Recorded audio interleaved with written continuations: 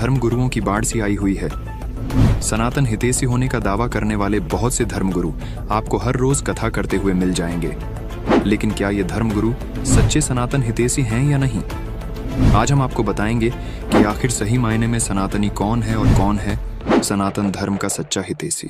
अपने आप को सनातन का सबसे बड़ा हितैषी बताने वाले कुछ धर्म गुरुओं के बारे में एक चौंका देने वाली वीडियो आपके सामने रख रहे हैं। वीडियो देखने के बाद आप खुद विचार कीजिए, क्या ये धर्म गुरु सनातन धर्म के हितैषी हो सकते हैं? देखिए। क्या आपको पता है कि देश का सबसे महंगा कथावाचक कौन है? क्या आपको पता है स्वामी रामभद्राचार्य अपनी एक कथा का कितना फीस चार्ज करते हैं? क्या आपको पता है जया किशोरी और पंडित धीरेन्द्र शास्त्री से लेकर तमाम बड़े कथावाचक अपनी एक कथा का कितना पैसा लेते हैं? आज आपको 7 ऐसे बड़े कथावाचक के बारे में बताने जा रहे हैं।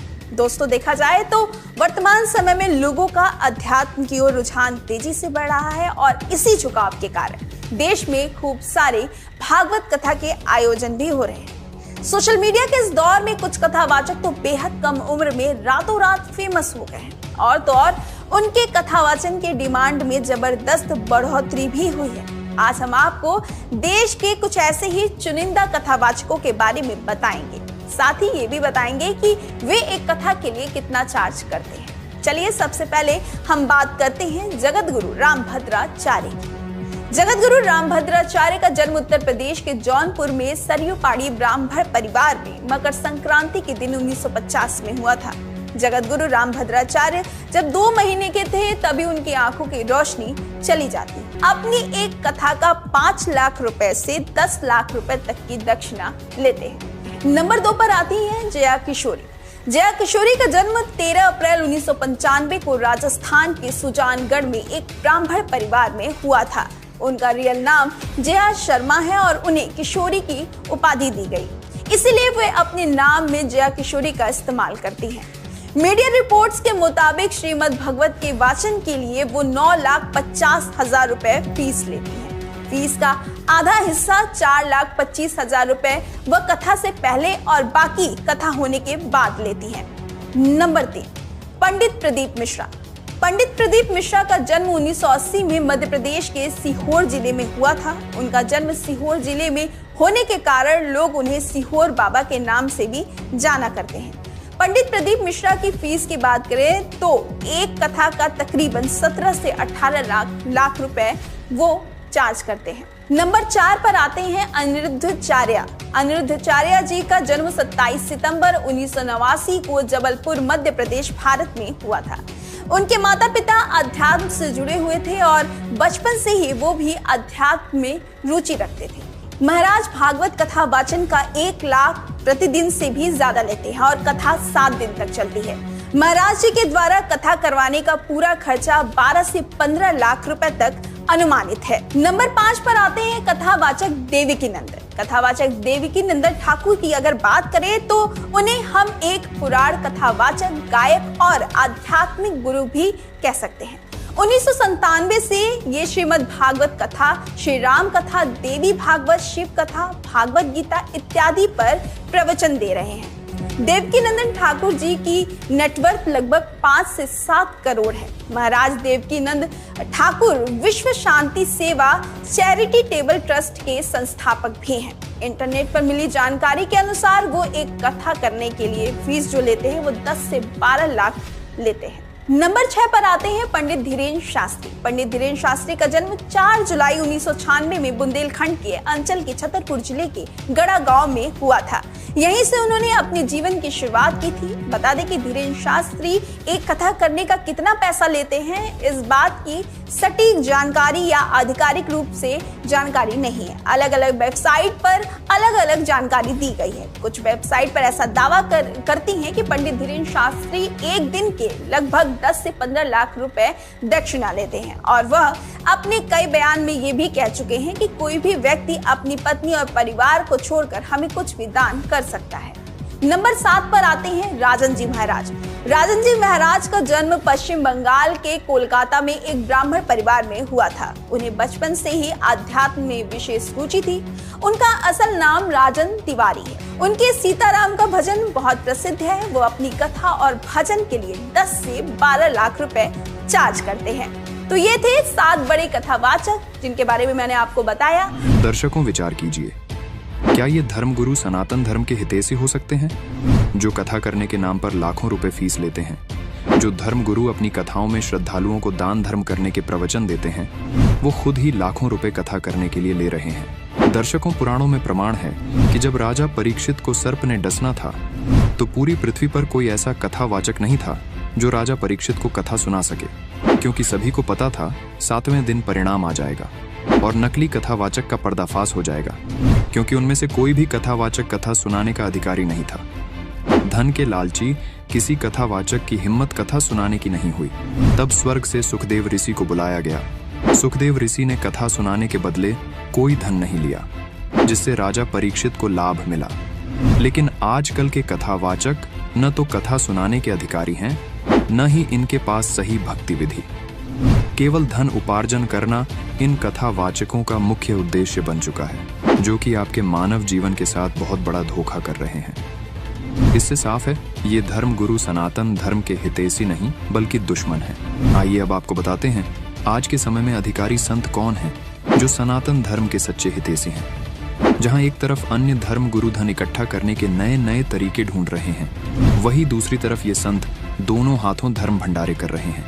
देखिए, वृक्ष कभू ना फल बखै, नदी न संचय नीर, परमार्थ के कारण संत ने धरा शरीर। आज लाखों धर्मगुरुओं की भीड़ में सबकी नजर एक जगह आकर टिक गई है। जो संत आज तक उपेक्षा का पात्र बना हुआ था, आज वो संत पूरी दुनिया के लिए उम्मीद की नई किरण बनकर उभर रहा है। गरीब से लेकर अमीर तक, बच्चे से लेकर बूढ़े बुजुर्गों तक, सभी में मानवता, दयालुता और सेवा भावना की लौ जगाने वाले वो तत्वदर्शी संत कोई और नहीं, जगत गुरु संत रामपाल जी महाराज हैं। आज पूरी दुनिया में संत रामपाल जी महाराज के अद्भुत प्रमाणित ज्ञान की और उनके द्वारा किए जा रहे सामाजिक कार्यों की चर्चा हो रही है। आप सोच रहे होंगे कि आध्यात्मिकता में सब धर्म गुरुओं को निरुत्तर करने वाले इस महान संत की चर्चा उनके ज्ञान को लेकर तो हमेशा ही होती रही है, लेकिन अब की बार उनके किस सामाजिक और धार्मिक कार्य को लेकर चारों तरफ उनकी तारीफ हो रही है, वो आपको बताते हैं। तो दर्शकों, आपको बता दें, संत रामपाल जी महाराज ने अयोध्या नगरी में श्री राम जन्मभूमि पर आने वाले भक्तों को जो प्यार आदर और उनके लिए भंडारे की व्यवस्था की, उसको देखकर हर कोई उनकी प्रशंसा करते नहीं थक रहा। राम भक्तों में चाहे नेता हो, महिला हो या कोई कार सेवक, हर कोई संत रामपाल जी महाराज द्वारा किए जा रहे भंडारे का गुणगान कर रहा है। चारों तरफ संत रामपाल जी महाराज की जय जयकार हो रही है। रामपाल जी महाराज की जय, रामपाल जी महाराज की जय, संत रामपाल जी महाराज की जय। आइए आप खुद देखिए अयोध्या में धर्म भंडारे का अद्भुत नजारा। अयोध्या भंडारे की कहानी राम भक्तों की जुबानी।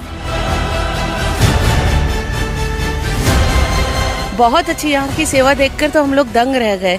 ये जो सेवा कर रहे हैं यहाँ पर, ये कैसे किस लोक से आए हैं। इतनी पब्लिक होने के बाद भी चाय 24 घंटे पूरा टाइम, हमको नाश्ता खाना किसी चीज की कोई कमी नहीं है। आने के पहले बहुत सोच रहे थे, लेकिन आने के बाद देख के तो होश उड़ गए। पानी बहुत अच्छा लग रहा है। मैं तो कहती हूँ जो भी अयोध्या है वो जरूर इस भंडारे में प्रसाद ग्रहण करें।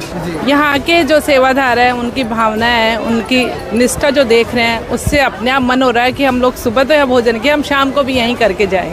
संत पूज्य श्री रामपाल जी के इस आयोजन में हमने आज दोपहर में भोजन लिया, शायद शाम को भोजन लिया। इतनी सुंदर व्यवस्था है, इतना स्वादिष्ट खाना है कि शायद कोई सानी नहीं है इस खाने का, और निःशुल्क है, सबसे बड़ी बात है। जी राम, दाल राम, हलवा राम, तो हर चीज में राम। वो जो उनका बोलने का अंदाज है प्रेम भाव का, कि आदमी अगर भक्त एक रोटी एक पूड़ी खाना चाहता है तो वो 2 और 3 खा जाता है उस भाव में। मुझसे बोलते रहते हैं कि जितने भी लोग हों आप भेजो, कोई चिंता की विषय नहीं है। 24 घंटे हम खिलाएंगे, 24 घंटे हम चाय पिलाएंगे। ये भाव देखकर मैंने इतना बड़ा भाव अपने जीवन में पहली बार देखा है। इतने आश्वासन से हमको कहते हैं कि कितने भी लोग आ जाएं भेज दीजिए। हमारी वो सारी चिंताएं दूर हो गई कि अगर संख्या ज़्यादा आएगी तो मैं क्या करूँगा। अब मैं एकदम निश्चिंत हो गया हूँ कि कितनी भी संख्या आए, हमारे पास ऐसे संत जी के, रामपाल जी के शिष्य गण यहाँ पे हैं कि हमने अब सारी चिंता संत रामपाल जी पर छोड़ दिया है।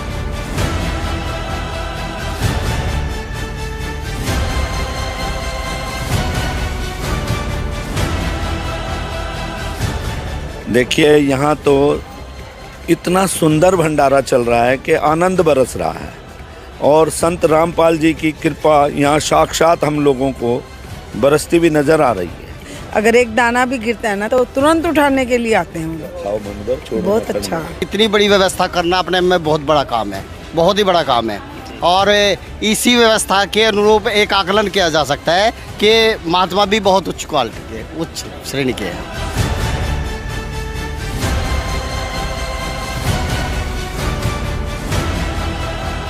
का हलवा, आज गाजर, सलाद, सब्जी, चावल राम, रोटी राम, पूड़ी राम, मिठाई, लस्सी, दही, क्या नहीं है, सब कुछ है।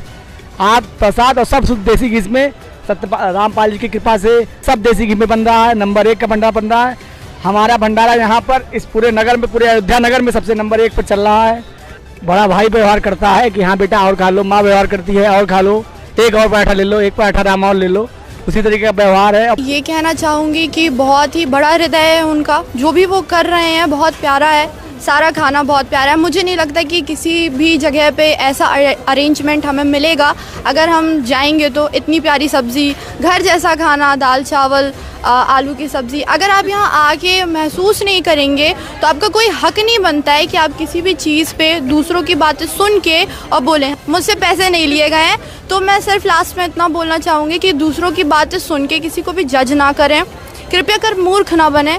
आएँ, देखें, समझें और फिर ही किसी निष्कर्ष पे पहुँचें।